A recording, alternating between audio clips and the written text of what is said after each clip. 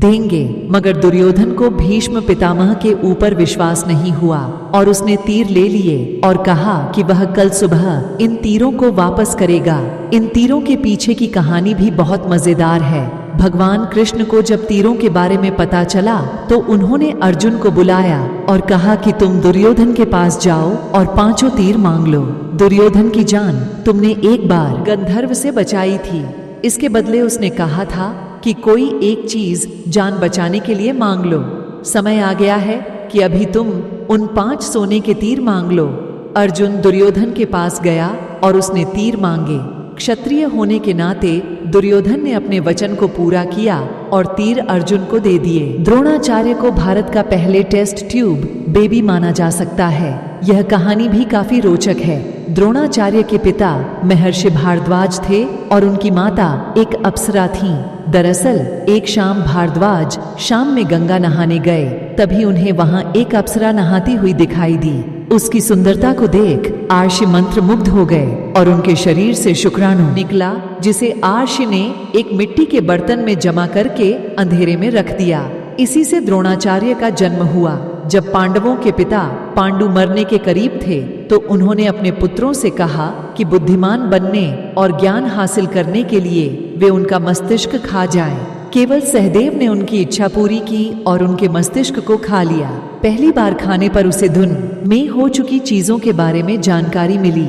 दूसरी बार खाने पर उसने वर्तमान में घट रही चीजों के बारे में जाना और तीसरी बार खाने पर उसे भविष्य में क्या होने वाला है। अभिमन्यु की पत्नी वत्सला बलराम की बेटी थी।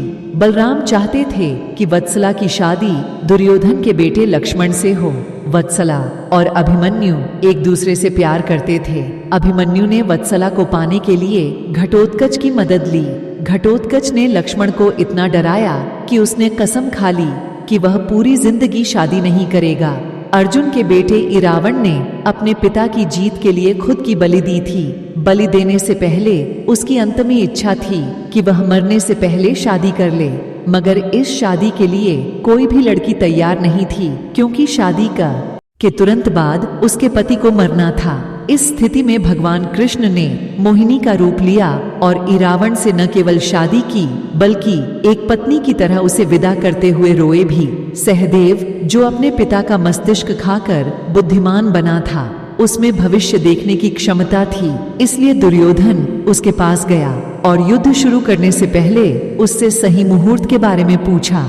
सहदेव यह जानता था कि दुर्योधन उसका सबसे बड़ा शत्रु है, फिर भी उसने युद्ध शुरू करने का सही समय बताया। धृतराष्ट्र का एक बेटा युयत्सु नाम का भी था। युयत्सु एक वैश्य महिला का बेटा था।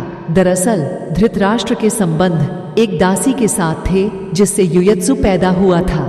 महाभारत के युद्ध में उडुपी के राजा ने निरपेक्ष रहने का फैसला किया था। उडुपी का राजा ने निरपेक्ष रहने का फैसला किया था। उडुपी का राजा न तो पांडव की तरफ से थे और न ही कौरव की तरफ से। उडुपी के राजा ने कृष्ण से कहा था कि कौरवों और पांडवों की इतनी बड़ी सेना को भोजन की जरूरत होगी और हम दोनों तरफ की सेनाओं को भोजन बनाकर खिलाएंगे। 18 दिन तक चलने वाले इस युद्ध में कभी भी खाना कम नहीं पड़ा। सेना ने जब राजा से इस बारे में पूछा तो उन्होंने इसका श्रेय कृष्ण को दिया। राजा ने कहा कि जब कृष्ण भोजन करते हैं तो उनके आहार से उन्हें पता चल जाता है कि कल कितने लोग मरने वाले हैं और खाना इसी हिसाब से बनाया जाता है। जब दुर्योधन कुरुक्षेत्र के युद्ध क्षेत्र में आखिरी सांस से ले रहा था, उस समय उसने अपनी 3 उंगलियां उठा रखी थीं। भगवान कृष्ण उसके पास गए और समझ गए। पूछा तो उन्होंने इसका श्रेय कृष्ण को दिया। राजा ने कहा कि जब कृष्ण भोजन करते हैं तो उनके आहार से उन्हें पता चल जाता है कि कल कितने लोग मरने वाले हैं और खाना इसी हिसाब से बनाया जाता है। जब दुर्योधन कुरुक्षेत्र के युद्ध क्षेत्र में आखिरी सांस से ले रहा था, उस समय उसने अपनी 3 उंगलियां उठा रखी थीं। भगवान कृष्ण उसके पास गए और समझ गए।